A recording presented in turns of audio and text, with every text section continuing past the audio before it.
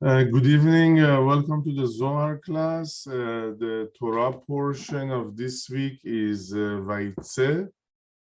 And also, last week we started a new moon of Sagittarius, month of Kislev, sign of Sagittarius. So we're going to talk about the energy of this month of Kislev, son of Sagittarius, and then we're going to talk about the Torah portion of Vayetze, where Yaakov is leaving his country, his parents' home, and is going to Harana, and there is amazing wisdom behind it. So month of Sagittarius, we are back to the central column again. You know, each time you're in the central column, there is a big smile on me.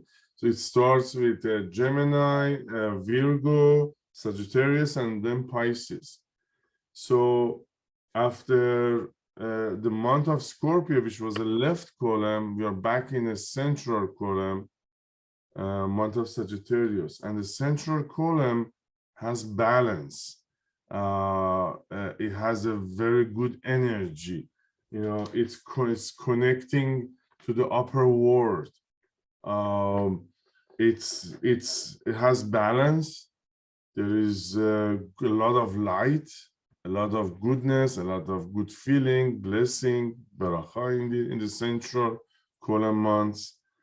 And of course, you know, we have to work on ourselves in order to receive this beracha, this energy, this light of this month. It's famous for month of miracle because Hanukkah is in the end. And it's famous for month of light. The planet that controls this month is Jupiter. And Jupiter is a huge planet. They compare it to the sun, you know, it's very big, full of energy. So we are connecting in a way, almost like connecting to the sun, you know, full of light, full of beracha. And in Hebrew, the planet Jupiter is tzedek. Tzedek means truth, means emet. So the planet that controls this month is called tzedek. And tzedek in Hebrew means, you know, emet, truth, truthful, righteous. So there is a energy of miracle. There is a lot of good energy available. How can we connect? How can we connect to this energy? What does it take in order for us to receive as much as possible? And also the Kabbalists, they suggest that the next month of Tevet, it's not a very positive month. It's considered a negative month. So the Kabbalists, they suggest that we have to collect so much good energy this month. We have to collect so much goodness and light that is going to protect us for the next month. Month of Tevet is a negative month. You know, we have a Ta'anit. And so not only we want to receive light for its own purpose, but also we want to receive light and beracha to protect us next month of Tevet. So the secret of how we can connect to this wonderful good energy month, and the name of the planet is Tzedek, is Emet, is that we have to be truthful. We have to be truthful. In this parasha, and it's not an accident, always this parasha falls, Vayetze falls within the month of Sagittarius. It's not an accident. The Torah is not stories, it's not a history book. We learn about Yaakov during this month.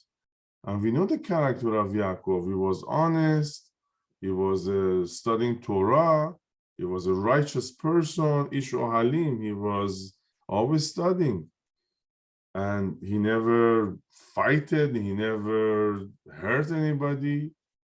And he ended up being, you know, the head of Israel. He had 12 children, and the 12 children become the Israel nation. We are Bnei Israel, we are Bnei Yaakov. So not only Yaakov is a personality that was extremely successful, that he had his own nation, but also is the energy, is a consciousness. How we can be like Yaakov? How can we be successful like him? What is this energy? What is this truthful? What does it mean to be truthful? So there is a scale.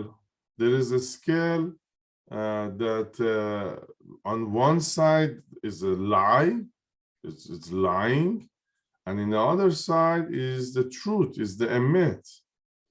But in this scale, there is thousands of levels. So we all sometimes have to lie. Sometimes it's a white lie because we don't want to hurt somebody, because we don't want to embarrass somebody. So we say a white lie. Sometimes, we have to say a lie once a day, twice a day. So there is a scale between the person 100% is a liar, and the other side of the spectrum is 100% truthful. Obviously, we are somewhere in between, somewhere in between. So in order to receive the light of month of Sagittarius, the blessing of the Sagittarius, the miracle of Sagittarius, we have to push ourselves toward more emet, more truth. So there is lying, and also there is living a lie. So it starts by lying, but it starts like everything else. It starts by saying small lies, by saying maybe we don't think it's important, but these lies get bigger and bigger. We all know this saying: if you say one lie, then another lie have to follow, right? So we have to shift ourselves in this month as much as we can and possible, and we can push ourselves, is to live a truthful life. What does that mean, living a lie? Living a lie is it's a very powerful concept. Living a lie means that I act, I talk, I think the way other people act and think and talk also. So we are not living our life, but we are living our life because of the society, because of the community, because of the standard of the society. So again, living a lie means that I don't live my own life, but I'm living a life of somebody else's people. I'm trying to be other people. So, there is a purpose, there is a reason. Hashem, the Creator, put us in this position that we are. We all have our own gifts. We all have our own purpose. We have our own tikkun and correction. There is a reason we are in Los Angeles. There is a reason we own this house. There is a reason I have this business or job or family. But if I'm truthful to myself, if I accept Hashem design, that means I live a truthful life. And living a truthful life connects me to this awesome energy of a month that the planet that controls it his name is truth. So living a lie disconnect us, distant us from this awesome energy. Obviously, we always right away think in a physical world, like living a lie. I try to be somebody I'm not, but it's also in the consciousness, it's also in the mind. Living a lie is we always fighting within ourselves. There's anxiety and there is so much anxiety and anger that why I'm not like this person, why I'm not like that. It's very difficult for us because we live in Hollywood and everything is so glamorous here. And we constantly comparing ourselves and we want to be like that. So we have to ask ourselves, do we lie, and do we living a life of lie? And we all with some percentage we do. So we need to push ourselves, not to lie, first of all, and second of all, live a truthful life.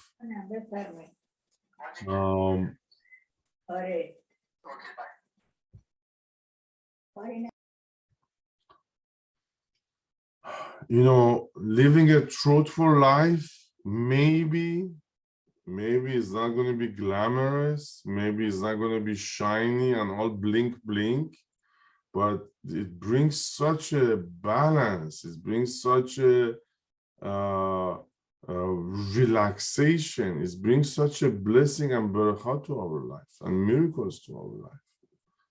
What the Kabbalah says, if somebody is living a lie, or they keep lying, what miracle, how they can expect a miracle in their life? They choose their own journey. It's like Hashem give you a GPS, Hashem give you a roadmap. I say, you know what? No, thank you. I want to make my own roadmap. So how you expect him to help you? How you expecting him to create miracles for you if you are not following his roadmap? So again, living a truthful life means we have to look into ourselves. What is my purpose? What is anything I decide to do? Is anything I decide to say?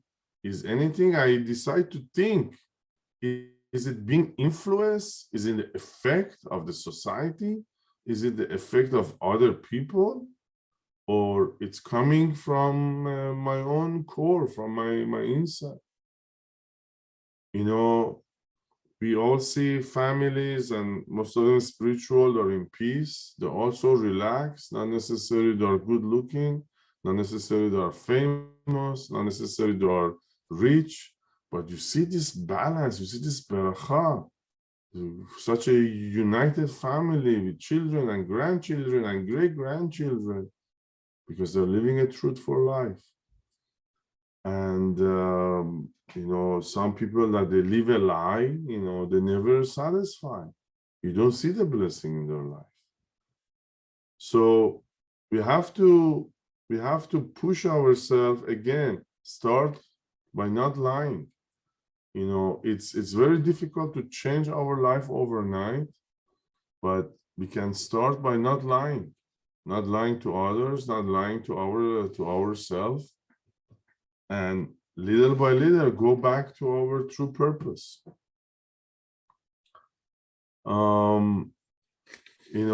Also in this portion we read about Yaakov dreaming.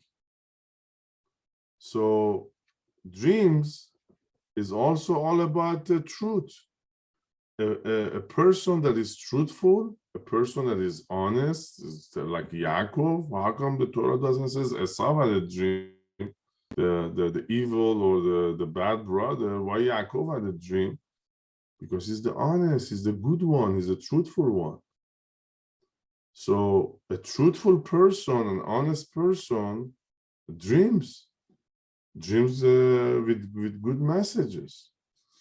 And we learned before that dreams are essential to our life. We need these messages, we need this information for our future, for our family. So we need to have dreams. But in order to have a dream, we have to live a truthful life. A fake person, a person that's living a lie or a liar, there is no way, they can have a meaningful dreams. There is a great wisdom in the Zohar this week in the Torah. It says that whatever we dream is 100% truth. There is no way that messages come from the upper world or somebody that passed on. There is no way we're going to receive a message from the upper world or from a neshama, from a soul, that is not going to be 100% truth.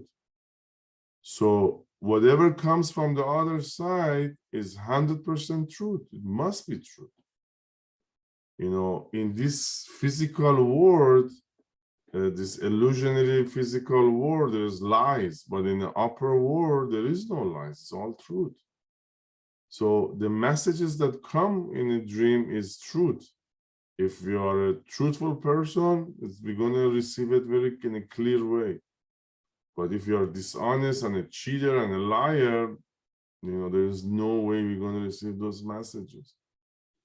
But I know the dreams we have, it's 100% truth, but it has a cover, it has a shell, because we don't have the vessel to receive 100% truthful messages.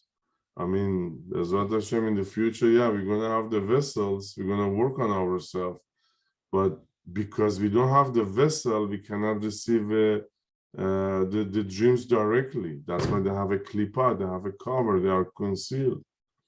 But whatever message comes is truth. And two similar energies attract each other. If I have a truthful life, if I'm a truthful person, then I'm going to receive those truthful messages. So in this month, we need to work on ourselves, eliminate any kind of lying and cheating and deceiving and dishonesty, because we need to receive this awesome energy of month of Sagittarius, and we need this protection for next month of Tevet.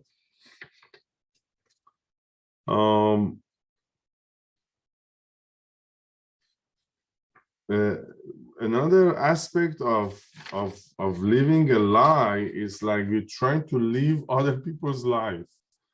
You know, it's like everybody has his own life truth for them.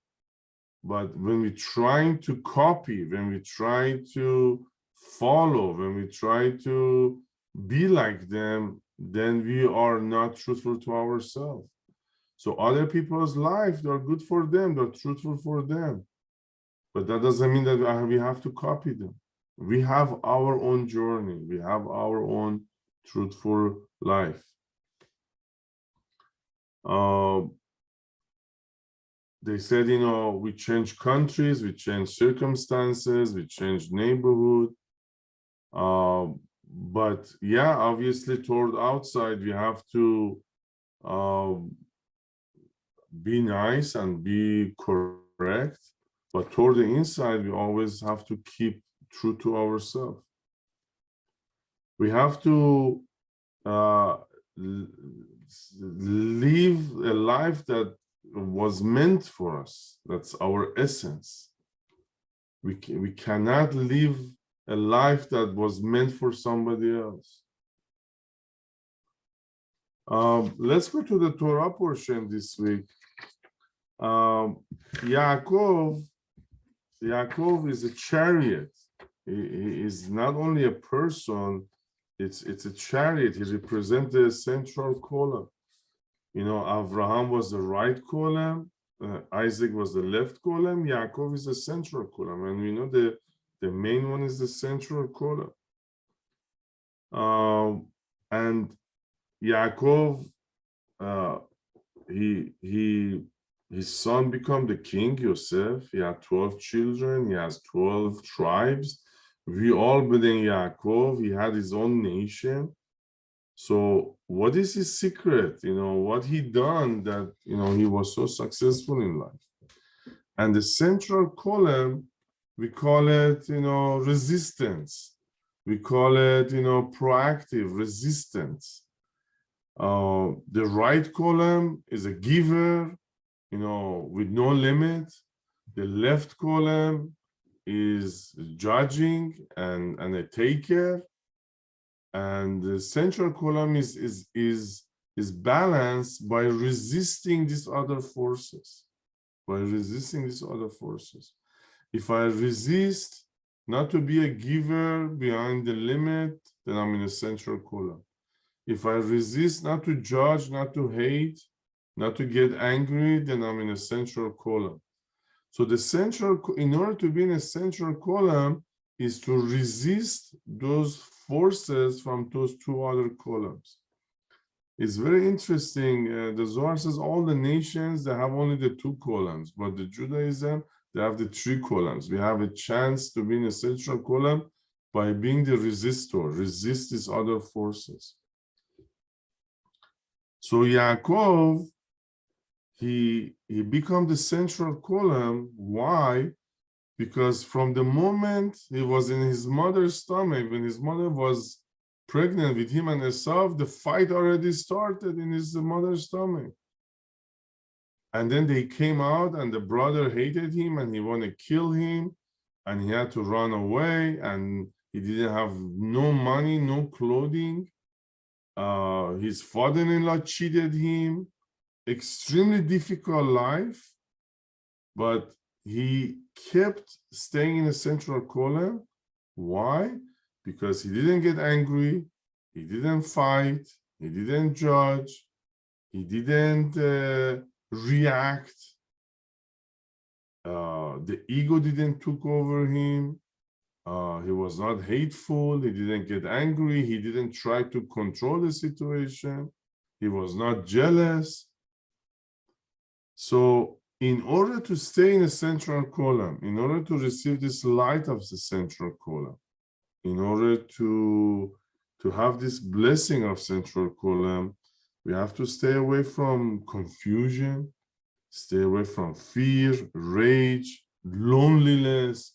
Being lonely is like we are giving up to the negative forces. So being in a central column means doesn't matter what the circumstances is. I don't react to this situation. I stay truthful. Many times people judge us, they put us down, they criticize us. We have two choices. We can fight back and criticize back and get angry. So right away, we're going to fall into the left column with no blessing. Or, I'm going to resist. I'm going to resist reacting. I'm going to resist reacting to the situation. And then I'm in a central column. This is where the blessing is hiding. Many times, we say, you know what, I'm not going to go to that place again. We say, I'm not going to talk to this person again. Many times we say, I'm done with this people or person or location. Right away, we are in a left column. So in order to adopt this Yaakov energy, in order to be happy and healthy and successful in life, we have to constantly stay in a central column. I resist to react. I resist to become angry. I resist the confusion. I resist the rage. So by acting like that, you're in a central column. All the diseases, chas v'shalom, all the bad, all the issues start in the left column. But when you're in a central column, we are good. So Yaakov teaching us there is this place in our own consciousness that if you resist to react, if you resist to get angry, if you resist to make decisions that is not truthful for us, then we're going to stay in a central column. Now there is a trick to it. It's many times in our life we become disappointed. Many times we become frustrated. Many times, we say, how is that possible? I'm a good person, I'm doing good, why these things happening to us? So the Zohar, we are in Zohar book number 5, page 12. The Zohar says frustration, disappointed, is a blessing, is a barakah. Frustration, disappointment, getting angry, he says it's a holy, that it's a necessary. Not only it's a blessing, it's actually holy. So I get disappointed from a business. I get frustration from a family member. The Zohar says it's a blessing. How could it be a blessing? It says a blessing in a disguise. It's a concealed blessing. And the answer is, by being frustrated, by being disappointed, we find our happiness limits. Happiness limits. We always say, oh, I'm a happy person, you know, I'm always happy, happy, happy. But if somebody put us down, all of a sudden, you know, we get angry, so we're not happy anymore. So our happiness is limited, but what makes us disappointed? What makes us angry? What makes us frustrated? So it's a blessing. Let's say tomorrow I walk out of my house and my neighbor is going to say something not good to me. If I get frustrated and angry, that means my happiness is very limited. By one word out of a neighbor, if I'm going to get angry, that means my happiness is very limited.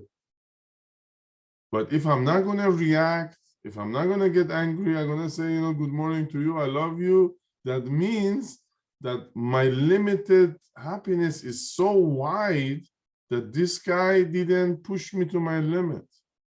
Is it understandable? So any situation that makes us angry, upset, frustrated, disappointed, is we can measure our happiness. There is people that their happiness is like a hair. Any seconds, any situation, any news going to make them frustrated. So their happiness is tiny. The limit of happiness is very tiny. But there are some people, the weather, Corona, bad news, the shirt got dirty, I don't know, whatever, my car, there is a scratch on my car, the drink spill, my favorite carpet got dirty, you laugh about it. That means that your limit of happiness is so wide that nothing of this situation gonna take you out of your happiness. The Zohar is so amazing, you know, it's such a good point. So from tomorrow, I know all of us, what we're gonna do. So we're gonna find out how big, how wide the range of our happiness is. And hopefully, Be'ezrat Hashem, we're gonna push the range, you know, wider and wider and wider, to the point that, yeah, of course we have to deal, you know, I'm not suggesting to be a potato. Of course we have to deal with the situation, but I want to make sure that whatever happens to me, within the range of my happiness. If a situation or person push me out of that range, so I have to, it's a blessing. Now I know that I need to stretch out the range of my happiness. It's a great point, and I love it, and I hope it's understandable. And we're going to read the Zohar section about this. And we are in book number 5, page number 14, section 16. It talks about the sun and the moon. It says, maybe you heard this famous word of Shlomo HaMelech that he says he's always under the sun. The sun means the light. He says, no matter what the situation is, you know, I'm connected to the sun, I'm connected to the Hashem. Our range of happiness is so wide that nothing gonna push me to the limit. So this section, we're reading about the sun, that no matter what, which the sun is the representation of Hashem in this physical world. He talks about the sun and the moon. He says the sun and the moon should be united, and we always should see the sun. So it doesn't matter what the circumstances is, the news, the health challenge, the business challenge, the relationship challenge, I stay in the range of my happiness. That's what's going to save me. So we're going to read this section with this kavanah that, we're going to stay truthful to our life. We stay true to our journey, to the design that the Creator did for us. We don't want to live a life of lie. We don't want to lie. We want to live our life and not somebody else's life. The blessing is there. And also to widen our scale of happiness. Don't allow any situation or any people to push us out of that range. So book number 5, page 14, section 16. Shimsha besihara, chada einun bala perura, vesihara af al gav de'ehu tachut shimsha, kula ayehu shimsha belo paruda, ותחוד האי כולה, אייהו רעות רוח ואסור להתבקע ביה. And the sun is within the moon, namely Zerampin is united with the Nukva. They are one without separation. And although the moon is under the sun, as the Nukva is under the grade of Zerampin, at the time of the union, everything becomes the sun. That is, even the moon is then considered part of the sun, because the supernal clinging means similarity of form. So he says, doesn't matter what the situation is, doesn't matter what the circumstances. I'm under the sun. I feel the warmth of the sun.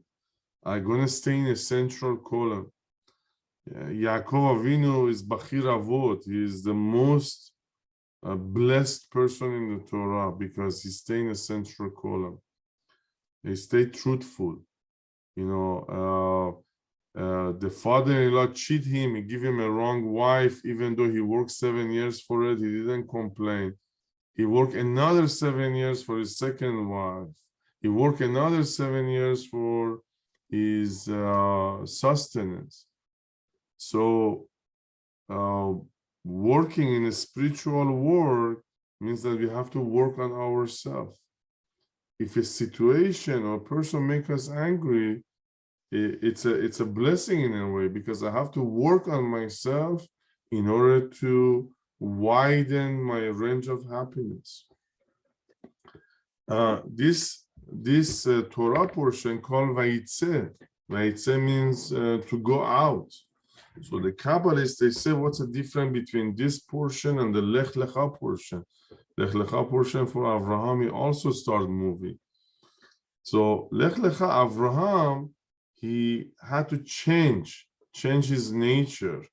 He left his country, he left his parents, he left the zodiac sign. So we learn about changing our nature, that not necessarily have to be from the same as the country we came, from our parents. We have to elevate our nature. And in this portion, Vayetze, it means elevating our spiritual life, spiritual consciousness. Being a spiritual person is not easy. Constantly we are being tested and challenged. So our spiritual journey being compared to Yaakov life, full of challenges. But in order to climb this ladder, we have to resist the challenges. We have to not to react to challenges. Many people come to Kabbalah class, few classes, oh, I love it, I'm going to change myself, and I'm learning. And I see it every single time. Somehow there's a jealousy issue with another student, somehow there's a conversation, somehow they get disappointed and they leave the class. So this is exactly what the Zohar is trying to teach us. Yaakov never quit. Did he quit? He never quit. He keep climbing the ladder. The brother want to kill him. I'm going to resist to react. I'm going to go higher level. The father-in-law cheat him. He didn't have money. He was lost. He left his country. So the spiritual journey is full of challenges. This is the journey we choose. Life is full of challenges. But in order to go up is by elevating our consciousness, not to react to the situations, not to react to people and circumstances. You know, stay in a central column, stay happy, stay truthful. And this is where the blessing is waiting for us. So that's going to be all for tonight's class. Thank you very much, and I wish you guys Shabbat Shalom, and Be'ezrat Hashem, see you next week. Thank you very much.